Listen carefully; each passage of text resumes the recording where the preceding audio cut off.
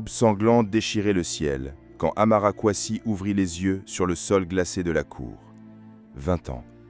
20 années de torture dans sa propre maison. Son corps meurtri se redressa, chaque muscle hurlant de douleur après une nuit passée à même les pierres froides. Elle n'était pas une orpheline, elle était l'héritière légitime de cette fortune, la fille de Akosua Kwasi, morte en lui donnant la vie. Mais depuis ce jour maudit, Amara était devenue un fantôme dans son propre royaume. Sa beauté était un blasphème, peau d'ébène polie qui brillait même sous la crasse, yeux de braise qui reflétaient une âme brisée mais pas vaincue. Cette beauté était sa malédiction dans une maison dirigée par la jalousie pure. Adjoa Kwasi, sa belle-mère, l'observait depuis la fenêtre avec un sourire de hyène. Cette forme avait empoisonné l'esprit de Kwame contre sa propre fille avec un venin mortel. « Cet enfant porte la mort. Ta première femme est morte à cause d'elle. » Ama et Efwa, ses demi-sœurs, ricanaient. « Regarde la domestique. On devrait la vendre au marché aux esclaves. » Kwame, autrefois père aimant, était devenu un pantin dans les mains d'Adjoa. Le chagrin et les manipulations avaient transformé son amour paternel en haine glaciale. Amara balayait en silence, ses pieds nus saignant sur les graviers. Elle mangeait les restes comme un chien, dormait dehors par tous les temps et supportait les gifles quotidiennes. Mais dans ses yeux brûlait encore une flamme, l'espoir fou qu'un jour quelqu'un la verrait vraiment. Ce jour approchait plus vite qu'elle ne l'imaginait. À Accra, au Ghana voisin, dans les tours étincelantes du quartier d'Airport City, Kofi Asante régnait sur un empire de 10 milliards d'euros depuis son penthouse de verre et d'acier. À 28 ans, il possédait des mines d'or au Burkina Faso, des plantations de cacao qui s'étendaient de la Côte d'Ivoire au Ghana et des flottes de navires qui sillonnaient le golfe de Guinée.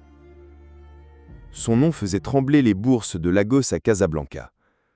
Mais cette nuit-là, seul face aux lumières scintillantes d'Accra qui se reflétaient dans l'océan Atlantique, Kofi pleurait.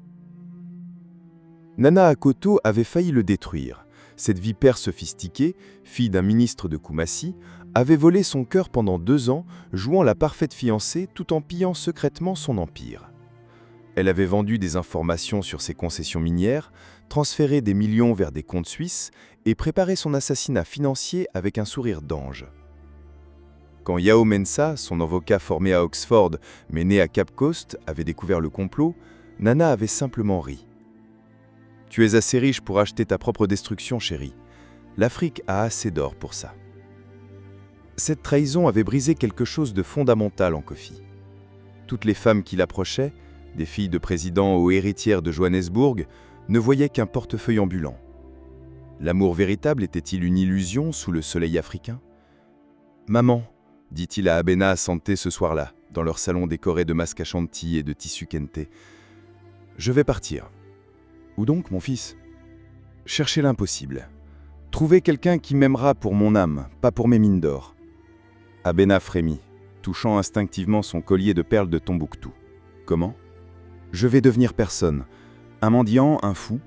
Si quelqu'un peut m'aimer dans cet état, alors je saurai que ses sentiments sont vrais comme l'or pur de nos ancêtres. » Nana Asante, patriarche respecté du clan, explosa. « C'est de la folie pure ? Les esprits t'ont-ils quitté ?»« La folie, » répondit Kofi avec une détermination d'acier, regardant vers l'horizon où l'Atlantique rencontrait le ciel étoilé. « C'est de vivre toute sa vie sans jamais connaître l'amour authentique. Nos ancêtres Ashanti cherchaient l'or véritable. Moi, je cherche l'amour véritable. » Le plan le plus audacieux de sa vie venait de naître sous les constellations africaines. Kofi orchestra sa transformation comme un chef-d'œuvre de déception. Il étudia les mendiants des marchés d'Adjamé et de Trècheville, leur posture, leurs habitudes. Il acheta des haillons dans les rues poussiéreuses de Yopougon, se barbouilla le visage de latérite rouge et apprit à marcher comme un homme brisé par la sécheresse du Sahel. Dans le miroir de sa chambre, orné d'ivoire de Bondoukou, il contempla sa métamorphose finale. Le prince milliardaire avait disparu, remplacé par un fantôme humain que personne ne regarderait 2 fois dans les rues d'Abidjan. Il quitta son empire au petit matin, abandonnant ses téléphones iPhone, ses cartes de crédit platine, ses Range Rover blindés. dans son sac de jute seulement quelques billets de francs CFA froissés et l'espoir fou de trouver l'amour véritable sous le soleil ivoirien. Le village qu'il choisit était Dabou, perdu sur les rives de la lagune Ébriée, un endroit où le nom Assanté ne signifiait rien pour les pêcheurs Adjoukrou. Dès son arrivée dans le bush taxi Kaotan, les habitants le chassèrent comme un lépreux. « Dégage, sale fou !» hurlaient les vendeurs de poissons braisés au marché. « Tu contamines notre air !» crachaient les femmes en pagne colorée qui pilaient l'igname. Les enfants lui jetaient des mangues pourries en riant, criant « Féticheur, féticheur !» Kofi encassait tout sous le soleil de plomb, cherchant désespérément cette perle rare qui verrait son humanité au-delà de son apparence, à l'ombre des palmiers à huile et des fromagers géants. Après 2 semaines d'humiliation dans ce village où même les mosquées et les églises lui fermaient leurs portes, il commençait à perdre espoir. L'amour désintéressé était peut-être un mythe, même sous le ciel généreux de Côte d'Ivoire. C'est alors qu'elle apparut sur le sentier rouge qui menait à la rivière Agnébi. Un dimanche matin de canicule, quand l'harmattan soufflait du Sahel et que même les margouillas se cachaient sous les bananiers, Kofi agonisait sous le baobab centenaire du village, le ventre dévoré par la faim. Son déguisement était si parfait que même lui commençait à se sentir réellement perdu dans cette brousse ivoirienne. Puis, Amara apparut sur le chemin de latérite. Elle marchait vers la rivière Agnébi, portant un seau en plastique cabossé, vêtue d'un pagne décoloré qui ne pouvait masquer sa beauté surnaturelle. Elle avait marché depuis Abidjan, plus de 50 km, pour rejoindre ce village où elle espérait trouver du travail. Mais ce qui frappa Kofi comme la foudre, ce ne fut pas son physique. Ce fut la tristesse infinie dans ses yeux, pareille à celle des masques d'âne de l'ouest du pays. Elle s'arrêta devant lui. Contrairement à tous les autres villageois, elle ne recula pas de dégoût. Elle le regarda vraiment, voyant l'être humain sous les guenilles, avec cette sagesse ancestrale que portent les femmes baoulées. Sans un mot, elle fouilla dans son maigre baluchon et en sortit un morceau d'atiéké durci et un peu de poisson fumé, visiblement son dernier repas avant plusieurs jours de jeûne. « Vous devez avoir plus faim que moi », murmura-t-elle en français teinté d'accent baoulé, avec une douceur qui transperça l'âme de Kofi plus sûrement qu'une lance sénoufo. Leurs doigts se frôlèrent en échangeant la nourriture, une décharge électrique traversa Kofi. Pas de désir physique, mais la reconnaissance instantanée d'une âme sœur, comme si les ancêtres Akan les avaient prédestinés l'un à l'autre. Amara lui sourit, un sourire d'une pureté qui illumina son visage ravagé comme l'aurore sur la lagune ébriée, et continua son chemin vers la rivière, ses pieds nus soulevant la poussière rouge du chemin. Kofi resta paralysé sous le baobab sacré. Il venait de trouver ce qu'il cherchait, un cœur qui donnait sans compter, qui voyait l'humanité là où les autres ne voyaient que déchéance, un diamant brut dans la terre rouge de Côte d'Ivoire. Mais quand il la suivit discrètement du regard, remontant le cours de la rivière jusqu'à la route d'Abidjan, ce qu'il découvrit le révolta jusqu'aux os. Kofi espionnait maintenant la villa familiale de Cocody depuis les buissons de Bougainvilliers, et ce qu'il voyait le rendait foudrage. Amara n'était pas une domestique, elle était l'esclave de sa propre famille dans cette demeure qui surplombait la lagune ébriée. Il la vit recevoir une gifle violente d'Adjoa pour avoir mal suspendu les pagnes Kita sur la terrasse. Il la vit manger des restes de kedjenou moisis, assise par terre comme un animal près des cuisines extérieures. Il la vit dormir dehors sous les pluies diluviennes de juin, pendant que ses sœurs se prélassaient dans des chambres climatisées, bercées par les ventilateurs et protégées par les moustiquaires importés. Le pire était sa résignation silencieuse. Jamais elle ne se révoltait, ne criait, ne maudissait, même quand le harmattan lui brûlait la peau ou que les moustiques de la lagune la dévoraient toute la nuit. Elle supportait tout avec une dignité qui brisait le cœur de Kofi. Un soir, caché derrière le mur du jardin planté de palmiers royaux et de frangipaniers, il l'entendit pleurer en regardant les étoiles au-dessus de la lagune ébriée. « Maman Akosua, si tu peux m'entendre depuis le pays des ancêtres, donne-moi la force. Je sais que tu m'aimes, même si ici-bas plus personne ne s'en souvient. Guide mes pas comme tu guidais les femmes de notre lignée baoulée. » Cette nuit-là, Kofi pleura aussi, sous la croix du Sud. Il avait trouvé l'amour, mais il était emprisonné dans un cauchemar au cœur de la capitale économique ivoirienne. Il devait agir. Mais comment sauver un ange sans révéler son identité et risquer de détruire l'authenticité de leurs sentiments naissants? Le plan qu'il conçut était si audacieux qu'il en était terrifiant, digne des stratégies des rois Ashanti de ses ancêtres. Kofi avait étudié la famille Kouassi comme un général Samari Touré analysait l'ennemi. Kwame était faible, Adjoa cruelle et calculatrice comme une sorcière de Bandoukou, Ama et Efwa vaniteuse et superficielle comme les sapologues d'Abidjan. Il ne voyait Amara que comme un fardeau hérité de l'ancienne épouse. Son plan était un pari mortel, se présenter chez eux en tant que mendiant fou venu du Nord, assez inoffensif pour ne pas effrayer Amara, assez pathétique pour que sa famille le méprise comme il méprisait tous les nordistes venus chercher fortune à Abidjan. Le matin fatidique arriva avec les premiers rayons du soleil sur la lagune. Kofi se regarda une dernière fois dans l'eau boueuse de la rivière Agnébi. Son reflet était celui d'un homme brisé par l'exode rural et la misère urbaine. Il prit un woro-woro, taxibus, jusqu'à Cocody, portant le destin de 2 cœurs entre ses mains tremblantes, tandis que les tours du plateau se dressaient à l'horizon comme les promesses d'un avenir incertain. Kofi poussa la grille forgée de la Villa Kouassi à Cocody par une matinée de canicule, où même les margouillas cherchaient l'ombre. Son cœur battait si fort qu'il craignait qu'on entende par-dessus le bruit des klaxons d'Abidjan au loin. Kwame sortit de la villa climatisée, le visage tordu de dégoût en voyant l'apparence de l'intrus. Dans son boubou en basin riche, il ressemblait à un notable qui ne comprenait pas comment la sécurité avait laissé passer ce gueux. « Que voulez-vous, sale vagabond » cracha-t-il en français, refusant même de parler baoulé avec ce qu'il prenait pour un déplacé du Nord. Kofi prit une inspiration tremblante. Tout se jouait maintenant sous le soleil impitoyable de Côte d'Ivoire. « Monsieur, » dit-il d'une voix volontairement hésitante, mêlant français et dioula, « je souhaite épouser l'une de vos filles. » Le silence qui suivit fut assourdissant, troublé seulement par les cris des tisserands dans les manguignes. Puis Adjoa parut sur la terrasse, attirée par les voix. En kaba en gondo coloré et bijoux en or de Bondoku, elle ressemblait à une reine. En entendant les derniers mots, elle explosa dans un rire si hystérique qu'il résonna jusqu'aux rives de la lagune. « Vous, épousez mes filles ?» Elle se tenait les côtes, larmes de rire aux yeux. « Regardez-vous, vous puez la brousse. Vous n'avez même pas de quoi acheter un aloco au bord de route. » Ama et Efwa sortirent à leur tour, alertés par l'hilarité de leur mère. En jean Versace et top Gucci, elles incarnaient la jeunesse dorée d'Abidjan. En voyant Kofi, elles reculèrent avec horreur.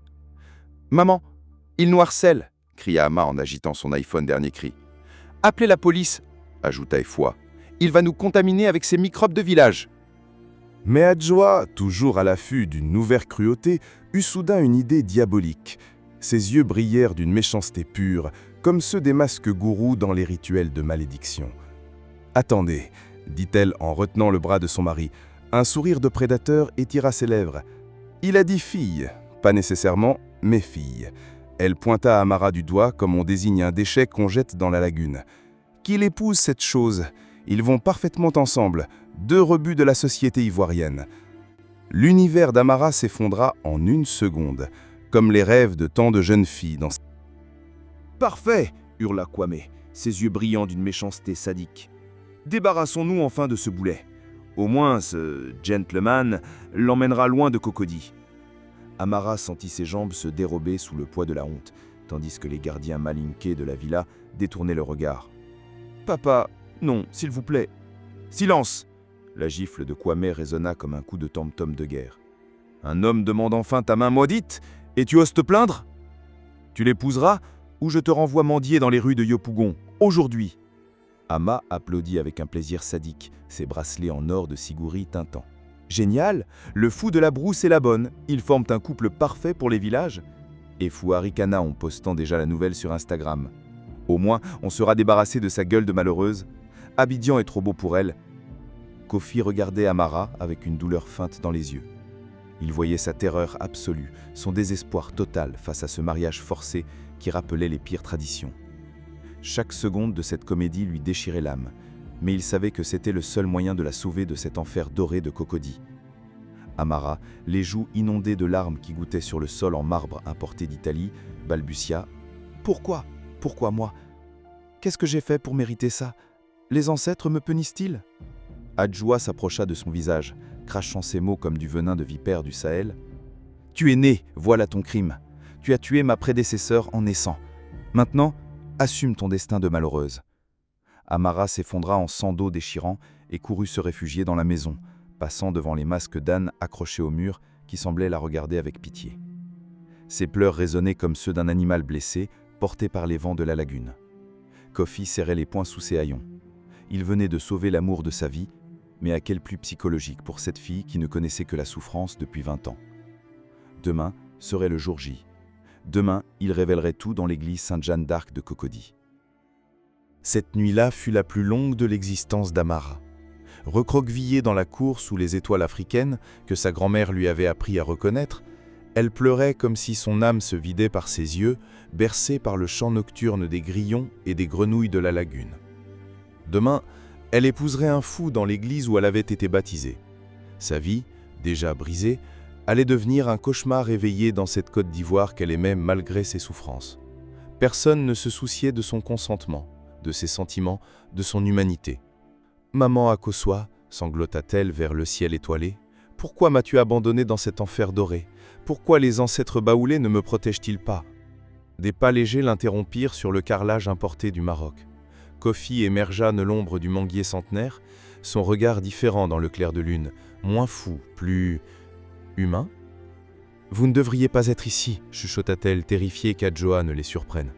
« Je ne pouvais pas te laisser pleurer seule sous notre ciel africain, répondit-il, et sa voix était soudaine plus douce, plus cultivée, avec cet accent ghanéen qu'elle n'avait pas remarqué le matin. Amara fronça les sourcils. « Votre voix, elle est différente, et vous parlez comme quelqu'un qui a étudié ?» Kofi s'agenouilla devant elle sur le sol frais, ses yeux plongeant dans les siens. « Amara, je vais te dire quelque chose que tu ne comprendras qu'après-demain, quand le soleil se lèvera sur la lagune. » Il sortit de sa poche un collier précieux, un médaillon en or achanti serti d'un diamant de Sierra Leone qui captait la lumière lunaire comme les bijoux des reines Akan. Ceci appartenait à ma mère. Sur son lit de mort à Koumassi, elle m'a dit « Donne ceci à celle qui verra ton cœur avant ta fortune, à celle qui t'aimera même si tu n'avais que la poussière rouge de nos routes. » Amara fixait le bijou, complètement perdu. « Je ne comprends rien. Qui êtes-vous vraiment? Un prince déchu? Un marabout ?» Kofi déposa le collier dans sa paume tremblante. « Demain tout sera révélé sous le soleil de Côte d'Ivoire. Mais sache une chose, je ne suis pas venu pour te détruire. Je suis venu pour te sauver, comme Samori sauvait les opprimés. » Il disparut dans la nuit parfumée par les frangipaniers, laissant Amara avec plus de questions que de réponses, mais aussi avec une lueur d'espoir impossible dans le cœur, portée par les brises tièdes de la lagune ébriée. L'église Sainte-Jeanne d'Arc de Cocody n'avait jamais vu pareille affluence. Tout Abidjan était venu voir le spectacle de l'année. La fille déchue des Kouassi qui épousait le mendiant fou dans la plus belle église de la capitale économique. Les murmures malveillants emplissaient l'espace sacré comme un bourdonnement de mouches tsetse. C'est elle, la domestique de Cocody. Enfin, elle sert à quelque chose. Le fou du Nord a trouvé sa folle.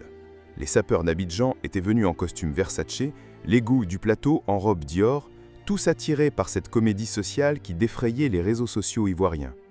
Amara avançait dans l'allée comme une condamnée à mort, vêtue d'une robe de mariée déchirée, un rebut d'amas porté lors d'un mariage à Paris. Mais sa beauté naturelle transcendait les haillons et plusieurs hommes de l'élite abidjanaise regrettèrent soudain leur aveuglement passé. Kofi l'attendait à l'hôtel, toujours déguisé, mais quelque chose avait changé dans ses yeux. Il brillait d'une détermination qui fit frissonner Amara. Le père Kofi, ironie du nom, prêtre ivoirien formé au Vatican, commença la cérémonie d'une voix hésitante. Il avait été payé par Kwame pour accomplir cette mascarade dans la langue de Molière et de Houphouët-Boigny.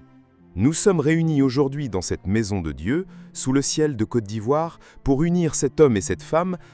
Amara n'écoutait plus. Son esprit voyageait vers les plantations de cacao de son enfance près de Yamoussoukro, quand sa vraie mère lui chantait des berceuses baoulais. « Amara Kouassi, acceptez-vous cet homme pour époux, devant Dieu et devant les ancêtres ?» Silence de mort dans l'église climatisée. « Réponds, stupide fille !» hurla la voix d'Adjoa depuis l'assistance, brisant le recueillement. « Oui !» murmura Amara, sa voix brisée résonnant dans l'église silencieuse comme un chant funèbre. « Kofi, acceptez-vous cette femme pour épouse ?» « Oui !» dit-il d'une voix soudain ferme et claire qui surprit tout le monde, résonnant avec l'autorité des rois Akan. « Vous pouvez embrasser la mariée !» Mais au lieu de l'embrasser, Kofi recula d'un pas. L'église retint son souffle sous les ventilateurs qui brassaient l'air chaud. C'est alors que commença la métamorphose la plus spectaculaire de l'histoire moderne de la Côte d'Ivoire. Kofi leva lentement les mains vers sa tête. Dans un silence religieux troublé seulement par le ronronnement de la climatisation, il retira le bandeau crasso, révélant une chevelure soyeuse parfaitement taillée qui brillait sous les néons de l'église. Un murmure parcourut l'assistance, comme une vague sur la lagune. Puis il sortit un mouchoir blanc immaculé, brodé aux armes du Ghana, et essuya méthodiquement son visage. La latérite et la crasse disparurent, révélant des traits aristocratiques d'une beauté saisissante, digne des statues Akan du musée des civilisations d'Abidjan. L'église était maintenant plongée dans un silence de tombe, même les climatiseurs semblaient s'être tus. Il enleva sa chemise déchirée d'un geste fluide, dévoilant en dessous un costume 3 pièces d'un bleu marine parfait, taillé sur Savile Row à Londres dans le tissu le plus fin.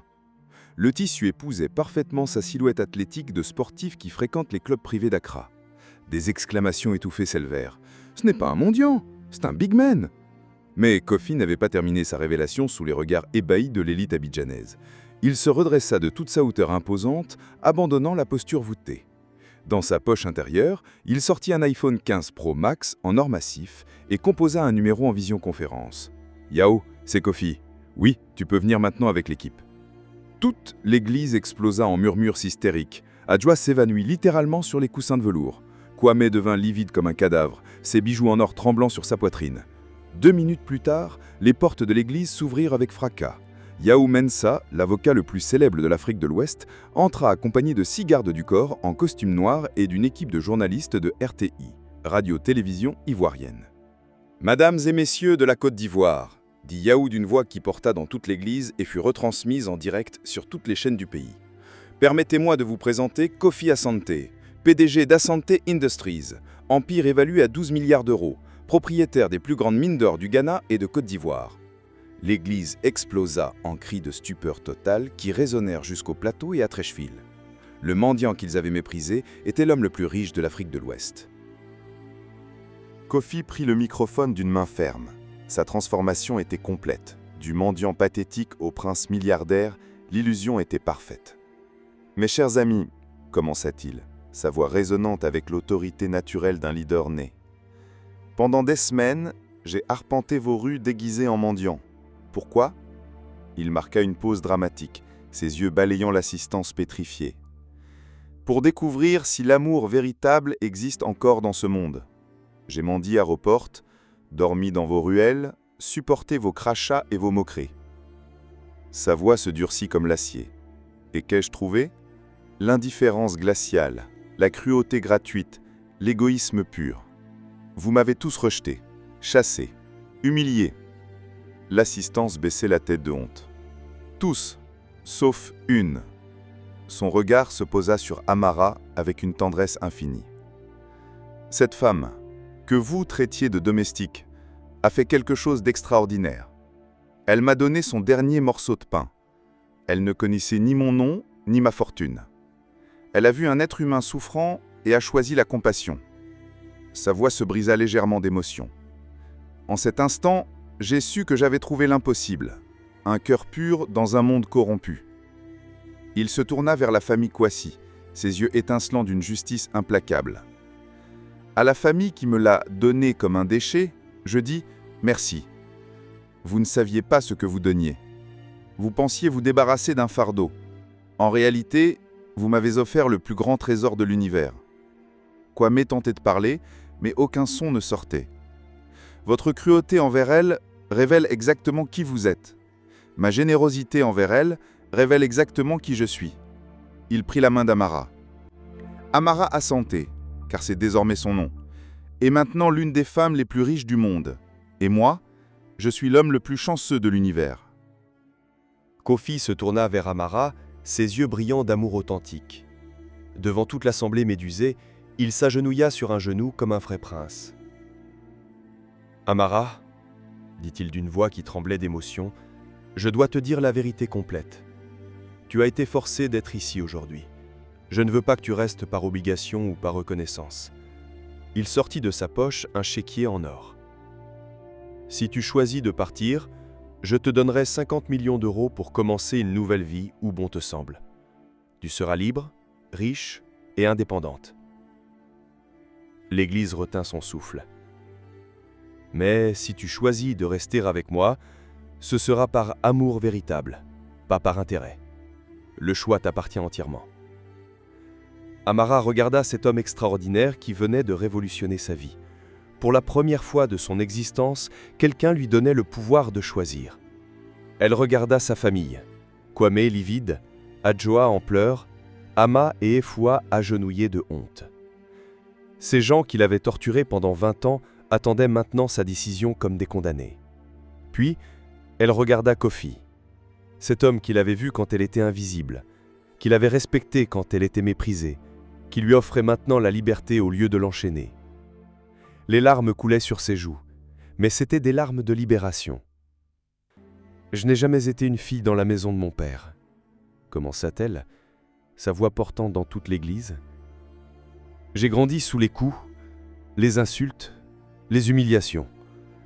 Je n'ai jamais été assez bien pour m'asseoir à leur table. Jamais assez bien pour être aimée. » Sa voix gagnait en force.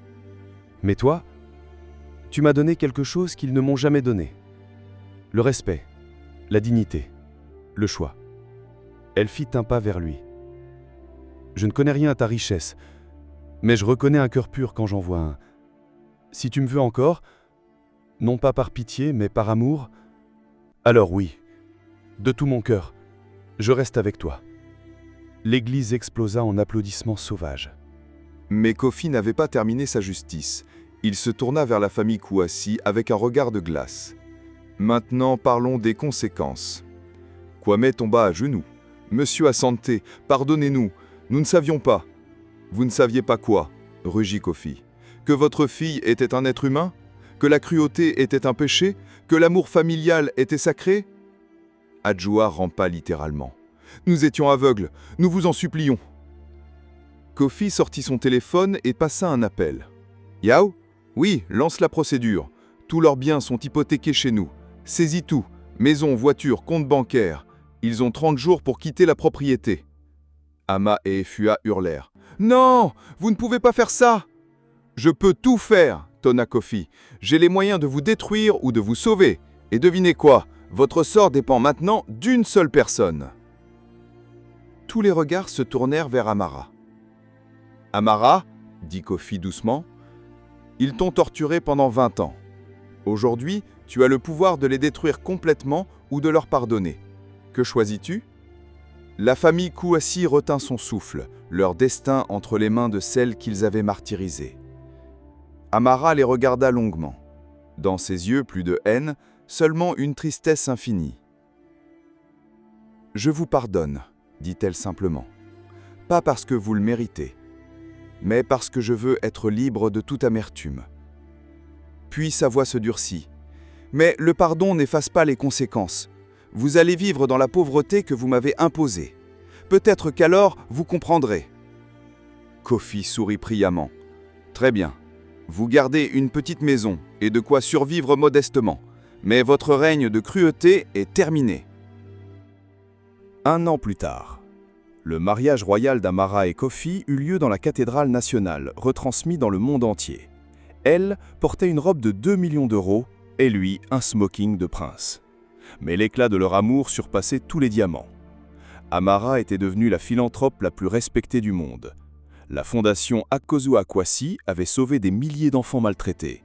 Elle utilisait sa fortune pour guérir les blessures qu'elle avait elle-même subies. Kofi n'avait jamais été plus heureux. Il avait trouvé ce qu'aucun milliard ne pouvait acheter, un amour pur, authentique, indestructible. Leur premier enfant, Akozua Asante, était né dans l'amour absolu. Abena Asante chérissait Amara comme sa propre fille. « Tu as sauvé mon fils.